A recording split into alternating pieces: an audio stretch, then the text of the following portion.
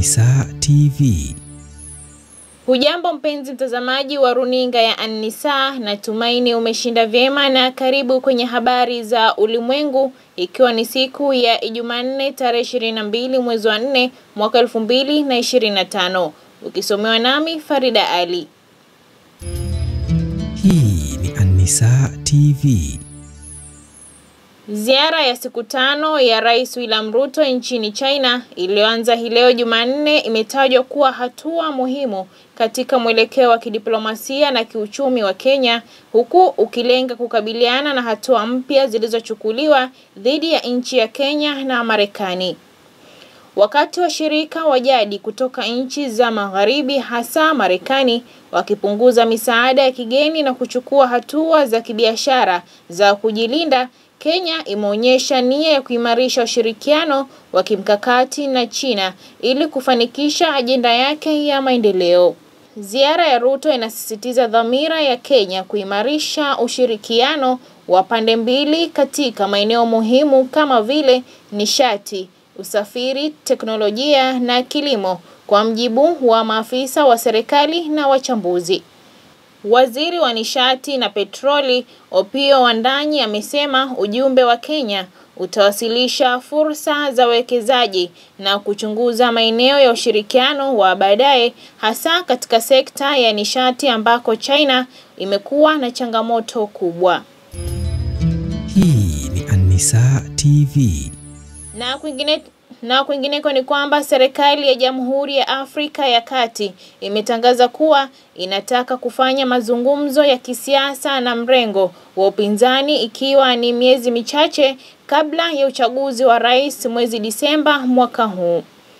Taarifa za azma ya serikali ya kufanya mazungumzo na wapinzani imethibitishwa na Fideli Ngonjika, mshauri wa karibu wa Rais Faustin Archange.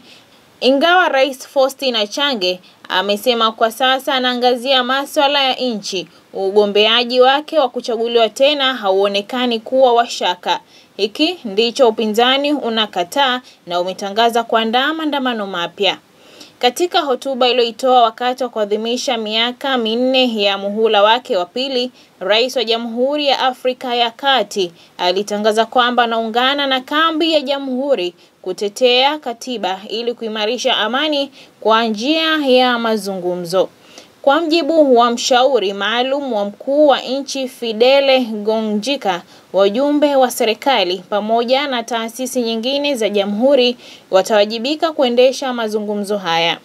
Upinzani unapinga vikali uwezekano wa muhula wa 3 wa Faustin Archange. Maelfu ya waandamanaji walimiminika katika mitaa ya Bangui, mji mkuu wa Jamhuri ya Afrika ya Kati, Aprili 4 mwezi huu, wakiandamana bega kwa bega na wabunge wa upinzani kupinga vikali taarifa kwamba Rais Faustin Archange wa nchi hiyo anafanya juhudi za kuwania kiti cha urais kwa muhula wa 3.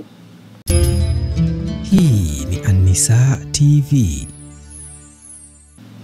Na tukimalizia na habari yetu ya ulimwengu ni kwamba jeshi la Sudan Kusini limetangaza kuwa limeukomboa mji muhimu katika jimbo la Upper Nile ambao ulikuwa umetekwa na wanamgambo wa kabila la Nuer mwezi Machi katika mapigano ambayo yalipelekea kuwekwa kwenye kizuizi cha nyumbani makamu wa kwanza wa rais Riek Machar na kuibua mzozo mkubwa wa kisiasa nchini humo.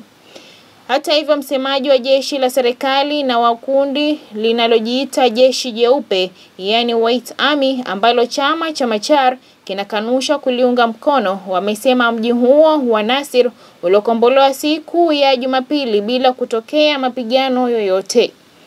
Walipokuwa wakichukua uamuzi wa kujiondoa, Honsol Chol James ambaye ni msemaji wa kundi la jeshi jeupe ameongeza kuwa watu 17 waliuawa wakati wa mashambulizi makubwa ya mabomu katika kijiji cha karibu cha Tulok. Msemaji wa jeshi la serikali Lul Ruai Kong amesema wanajeshi waliweza kuepuka mashambulizi ya kuvizia la jeshi jeupe huko Tuluk kutokana na kufunga usaidizi wa anga.